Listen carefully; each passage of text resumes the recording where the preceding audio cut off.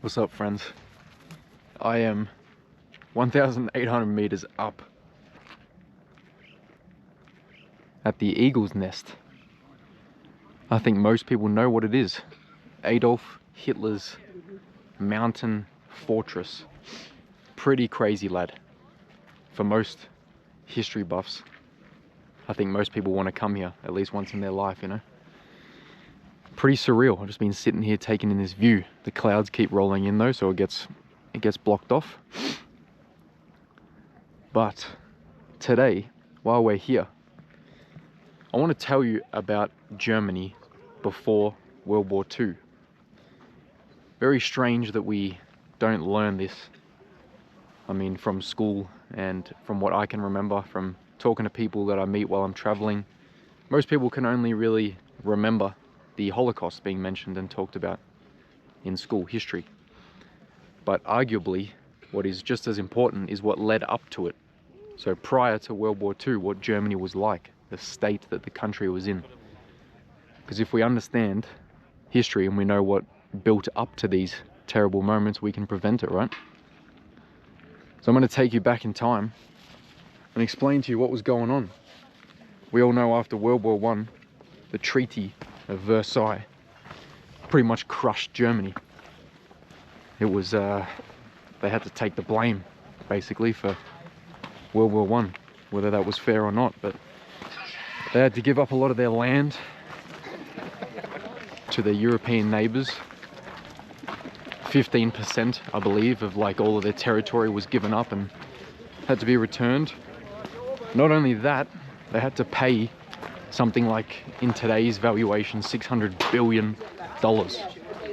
Basically a fine, right? Now, a lot of their main mines and the ways that Germany made money prior to World War I was stopped. They weren't allowed to do this anymore.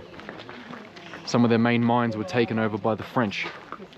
So Germany really had no way to make an income to pay back this debt, which was imposed on them from, of course, London, which was the central of all the banking dynasties. So Germany is in a very, very tough place. Now the government at the time, I believe it's pronounced Weimar, the Weimar Republic, they came into power after World War I. Alright?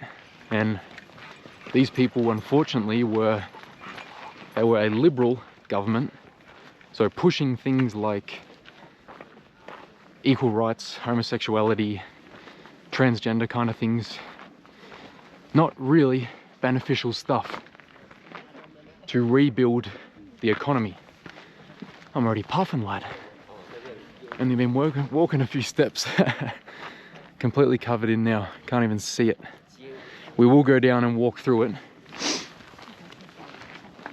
So yeah, you have the Weimar Republic not really doing anything to help Germany recover from World War I. And this is, for YouTube's sake, this is just facts and not opinion, okay?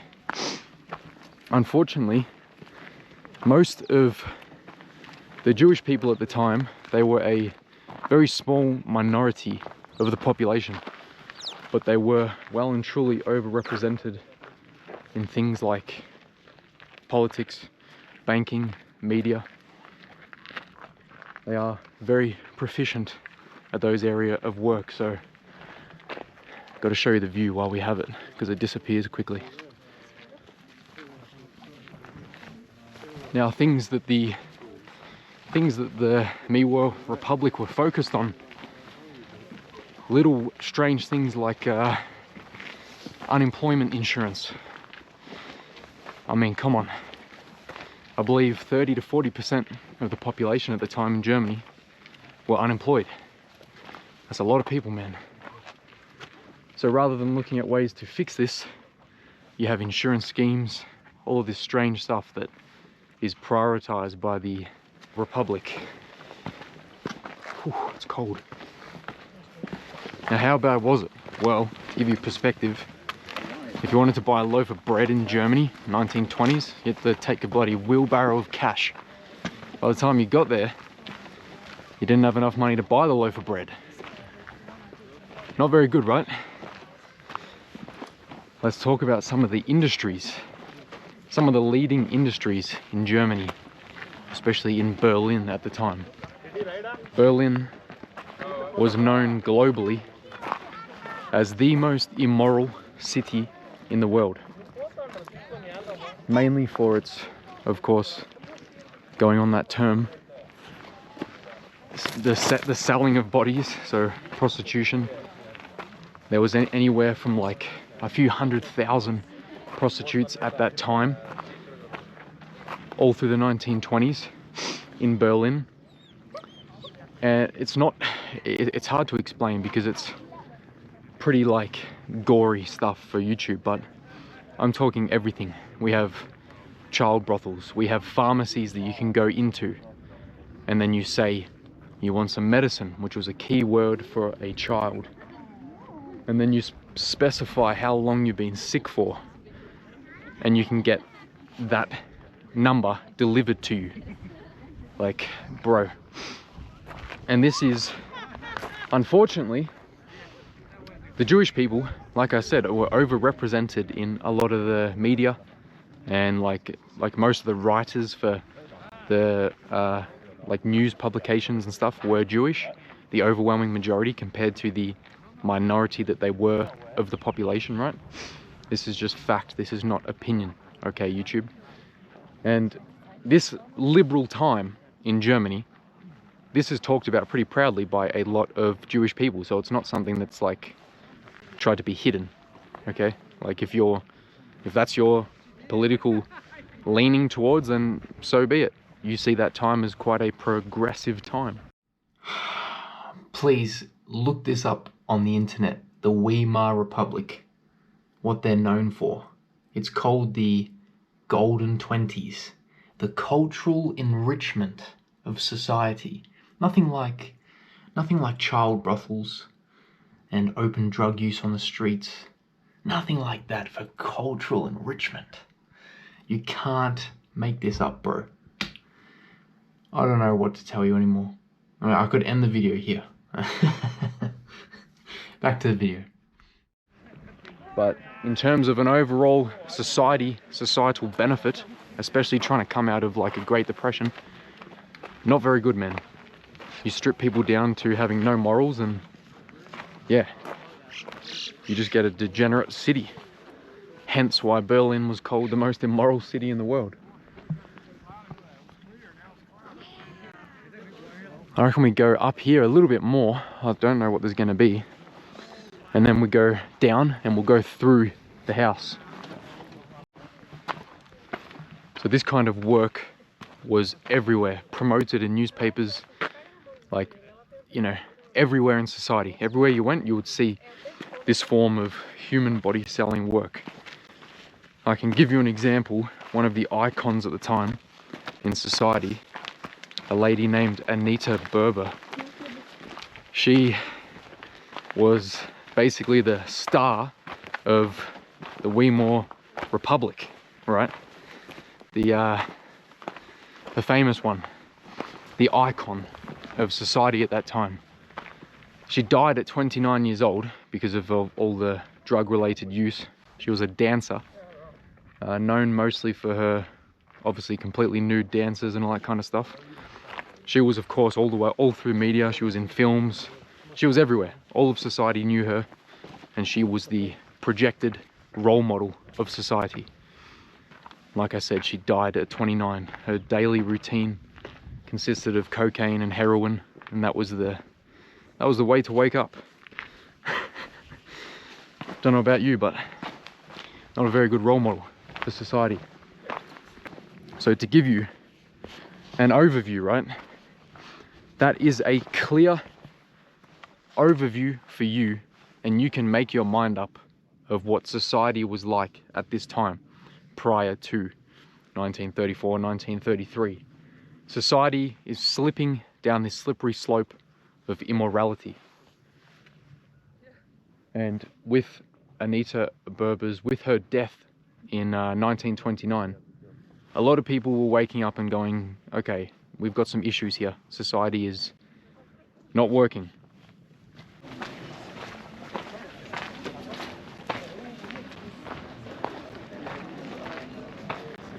Alright, let's go have a look through here.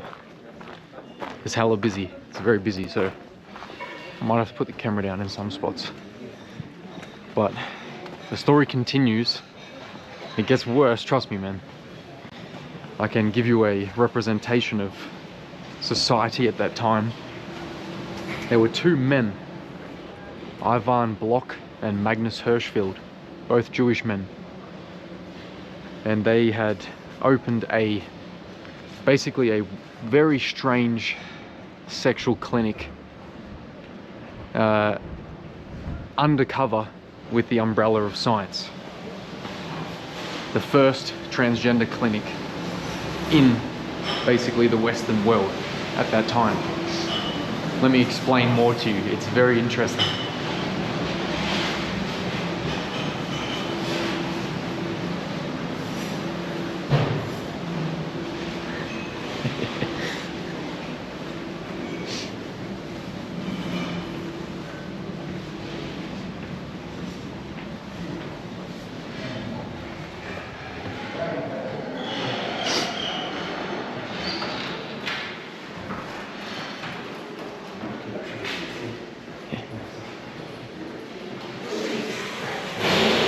We go out this way, what do you reckon? Ah, it's a restaurant.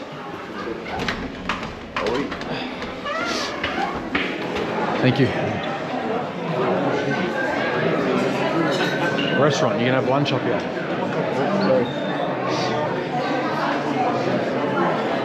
Hectic. Alright, let's get out of here.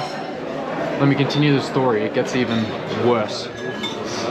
So Magnus Hirschfeld and Ivan Bloch, two Jewish men, the very first transgender clinic in Europe, or in the Western world, right?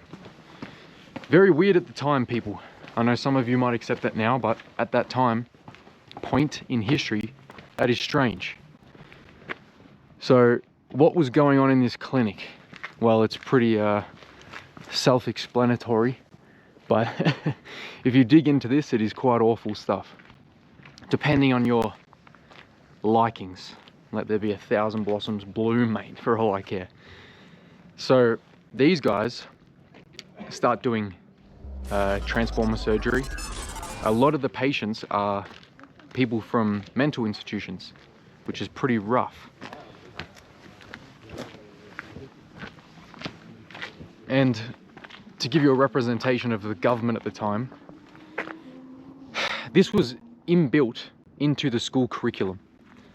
The school curriculum was partly like going through this clinic. He had a huge clinic, like a big office with thousands of things on display, all the weird stuff you can imagine. He had thousands of books published, and this was part of the school curriculum. They took children through this and through his clinics, which is insane. So you can see the mindset of the government at the time, right? Society is in a very strange position, depending on your views. This is not my opinion, YouTube. This is this is just facts. Now, not only do we have clinics like this, but also the government had legalized certain brothels and all that kind of stuff. So they were in with it. And it's not just the degeneracies of prostitution and all of that stuff that's going on. It's also drugs and crime. All of that is running rampant in Berlin. So it's like, you can see why it gets the name, the most immoral city in the world. I don't think many of us could imagine it, to be honest. I think it's something that is actually beyond imagination. There is absolutely nothing to see. Nothing to see. This whole right side of the mountain is completely covered in cloud. The left side has a little bit of a view, and then every now and then the clouds blow around too much and it gets covered in. I'm going to take you all the way down the bottom. Let's continue the story. Let's go down the bottom. There's some secret bunkers that are part of this fortification. There's tunnels everywhere here. There is tunnels that go all the way through this mountain. Let's head down. There's a lift, which you're not allowed to take photos of, but I'll take the camera into the lift and show you. Hitler would have come up this lift here. It's pretty unbelievable. This is the entrance for the lift. You go into the lift here. Hectic as. This is the tunnel. Have a look at the tunnel, bro. This is where you come up from. Come up from here, go through this tunnel, into the elevator. Unreal. I'm taking you down, all the way back down now. We're gonna go find one of these bunkers that's down the bottom. The lion's den, the old bunker down the very bottom of the mountain. Then we can continue the story. So remember, Germany, they couldn't pay back these loans. $600 billion they had to pay back in fines. So they would take loans from other private individuals and other countries around the world. The Weimar Republic, the government at the time, was just taking loans from anybody, trying to pay off their debt, which would then just create more debt, like never-ending spiral of no good. Let me give you a quote from the Rothschilds banking dynasty at the time, so you can understand the financial money situation better, right? Quoted from Mr. Rothschild himself. Let me read the quote here. Yeah. Quote from Mr. Rothschild himself. Let me issue and control a nation's money, and I care not for its law. In other words, control the money, control the people. What an entrance though, man. My goodness. I believe this was built for AH. This was built for him as a gift for his 50th birthday, I believe. Hectic. Alright, I've come down from the mountain. We're in the forest, which is on the ground beneath the eagle's nest. This is a bomb crater. So the Allied forces never bombed the very top, the eagle's nest, but they bombed all around this. SS headquarters, there's bunkers, there's a foundation down here, which I'll show you in a second. So I would place money that this is a bomb crater. Look at the size of this thing, bro. So yeah, Magnus Hirschfeld, the very, very strange studies going on at that time, just around the world, that isn't really accepted at that period in history. So you got to remember, like, it's a bit strange for there to be these exhibitions and buildings that are filled with like toys for intercourse and personal use, you know what I'm saying? And yeah, like having that part of the school curriculum, so the schools would go through there and look through it. It was supposedly important for them to know all of this stuff. Sounds weirdly familiar with what's happening in some countries at the moment. Strange, huh? Anyway, towards the end, this is all happening towards the end of the 1920s and into the early 1930s, okay? During this time period, the Nazis are starting to come into power and gain a lot of attention. People are realizing that the society is going in a bad direction, right? Something needs to be done, or else Germany is going to be probably overtaken by people that they owe money to. You either repay the debt that they had, or your country gets overtaken, or you lose more land, right? So Germany was cooked, bro. Germany was cooked. So the Nazis start gaining popularity. And 1933, the very beginning, in January, Adolf Hitler, AH, we'll call him, AH comes into power. First two rules that he brings in, the very first two: no pornography, banned. Pornography is no longer accepted in society. Second rule, no more interest. Interest rates and charging interest on borrowed money, no longer. That is done. Now, it wasn't a direct rule itself, it was enforced by them taking over the financial institution, which I don't blame them, because the country was cooked. Severely bad situation equals severe measures to try and save it.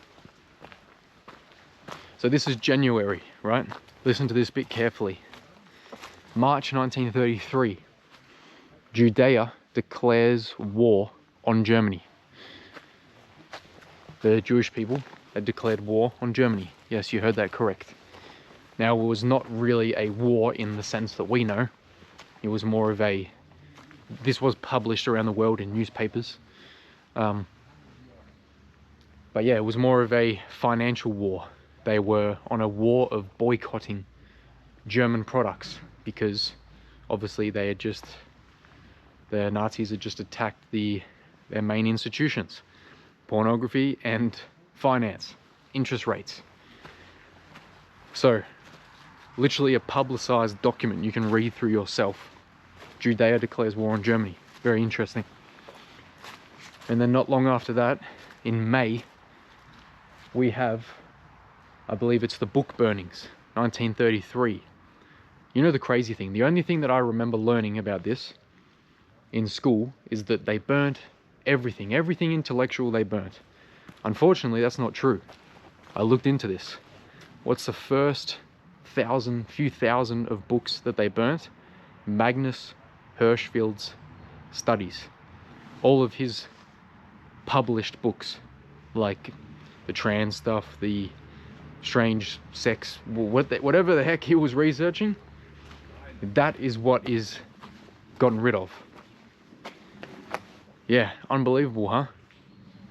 And also communist books, a lot of communist books, and All Quiet on the Western Front was also one of them, which, keep in mind, this guy was put in jail for opposing World War II.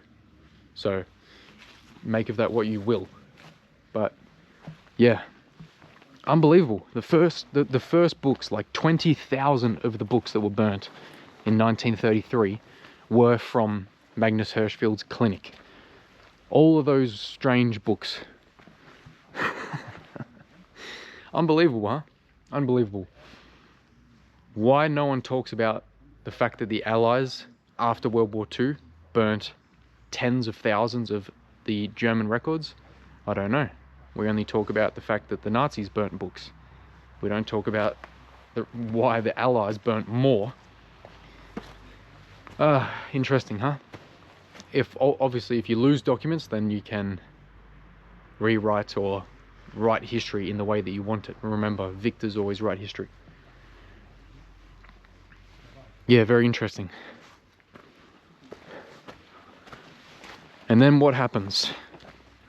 What's next on the trajectory? 1933 was a very big year. A lot going on in 1933.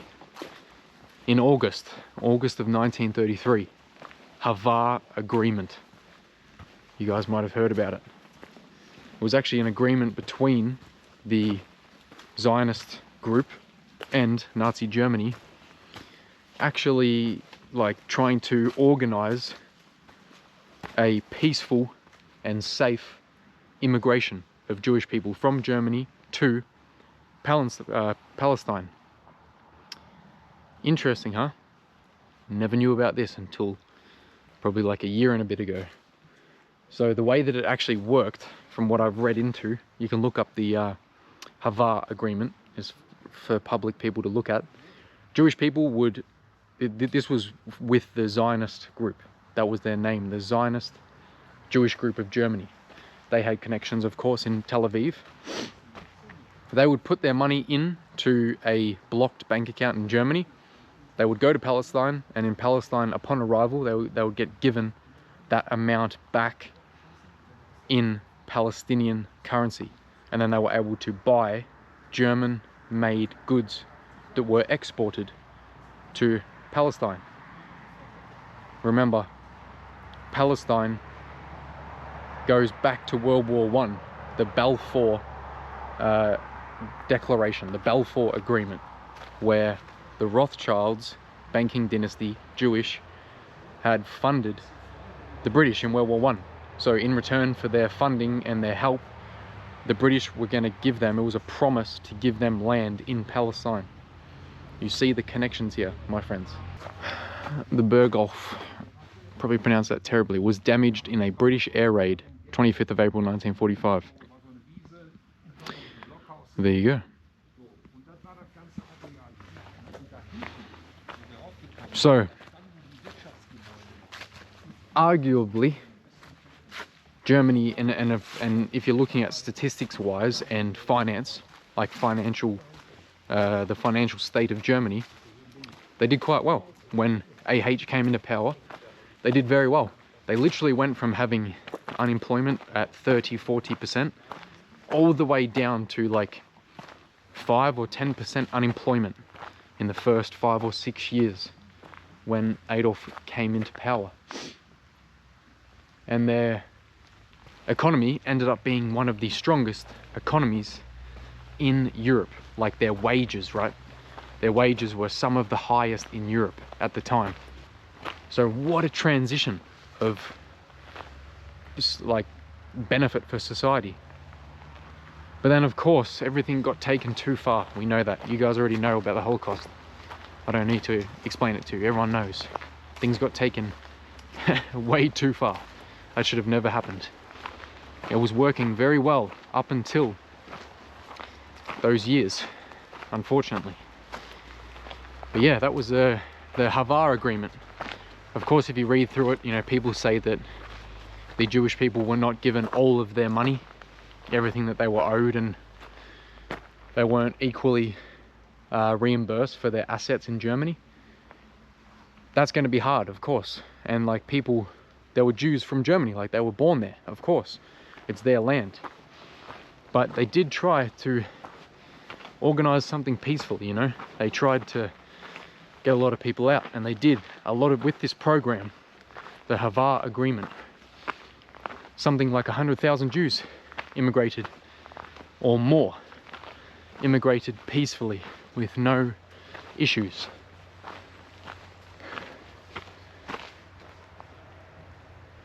Not much more to see here. Let's jump in the car. Hello mate, how are ya? We timed it very well, man, very well. We were lucky, bro. We were lucky. That's why I was moving quite fast, because I knew that there was rain coming. So we timed it perfectly. Please, I know you understand where I'm coming from, but let me reiterate my mindset on this. Whenever an atrocious thing happens, a lot of people die, heaps of people get murdered, there's a genocide or a Holocaust, we need to understand what led to it. If you understand what led to it, where society was flawed that led up to that point, then we can prevent it. How can you prevent something if you didn't know what caused it, okay? That is my analysis of this situation and why I'm curious about it. And it just blows my mind that this information is hard to find out. You have to put in requests to libraries to get access to some of this information, man. It blows my mind. Make of that what you will, right? But please follow me over on Rumble. I have the link in the description. YouTube just sometimes decides they don't like this content, and then boom, you get banned. Very strange. So please, that is a backup. It's not my only platform, it's not going to be my only platform, but it is a backup platform. If you don't see me anymore, I'm going to be over there on Rumble. Look at the view, bro. Woo. And thank you to eSematic. It's, you guys know I don't sponsor or promote things to you. I use companies who help me and are actually beneficial, right? I get offers all the time, emails probably once or twice every week to promote the new gambling app or all of this crap, right? I don't want to just promote this stuff. I'm only going to be partnered with people who actually are beneficial and have a very good software or good product. eSymatic is one of those companies. It's been fantastic. You can just download an eSIM. You can download it before you even go on holiday. So as soon as you land in a new country on the plane, you can turn on data roaming and you're instantly connected. Or if you're like me and you're doing overlanding, you can get a regional eSIM for all of Europe, right? And it automatically connects to the next country's like telephone service or provider for internet.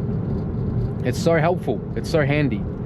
So thank you very much to eSymatic. And if you want to use them, you want to support me by supporting the companies that help me, code HECTIC, all capitals, and you get 5% off. This is all in the YouTube description. Underneath the video, you click on view more and you can see all the links in the description.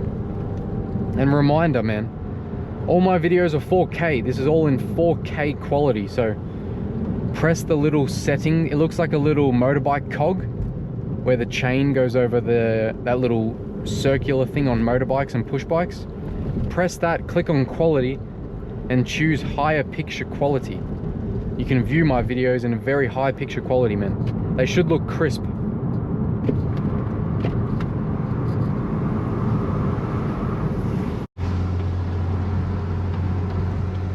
Look at these roads, man. Wow. 1 minute away from the hotel. Look at this, guys. These mountains are unbelievable. Wow, look at this, bro. This is a ski village. So all of this in winter will be for skiing. There's a chairlift right there. You see it? Goes from literally right here where this hotel is. So if you stay in this hotel during winter, that would be epic. You could basically ski all the way down. You actually could. You could ski down into this place. That would be a vibe, huh? That would be a big vibe. This room's lit. This is a nice room. Man, on the, oh, no way. I have a balcony too. On the booking app, on Agoda, it did not say that I had a balcony, man. It said like tiny single bed room. Yo, how's this, brother? Wow. Oh, imagine this in winter, man. Still months, or a month away, 2 months-ish. Mid-December, this will all be covered in snow. Wow, lad. What a spot, guys. I can't even tell you where I am, I'm not sure. It's Austria, but it's pronounced Werfen, W-E-R-F-E-N, I believe. What a beautiful room, man. This is a good room. This was a good price too. There we go. This was something like, how much was this? 90 euro per night, which isn't too bad, to be honest. It's a pretty good price. It's actually one of the cheaper hotels. I want to leave you with one of the quotes that I found from this time period from people who were in power, right, after World War I. It is evident that there is no other way to get control of a society with strong moral values than to weaken those values. The formula is simple: destroy the belief system on which that society is founded, especially its religion and traditional decency and codes of honor. Promote godlessness and a philosophy of despair. To put it even simpler, reduce men to beasts if you wish to control them. That's some powerful stuff, man. Especially if it goes into the wrong hands. Peace out. See you in the next video.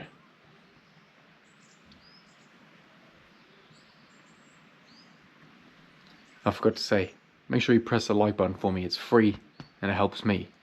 That's all you have to do. Press the like button. If you enjoyed it, send it to one of your friends. And also subscribe. You might as well join me on my adventures now. A lot more planned, man. A lot more planned. Alright. Peace out.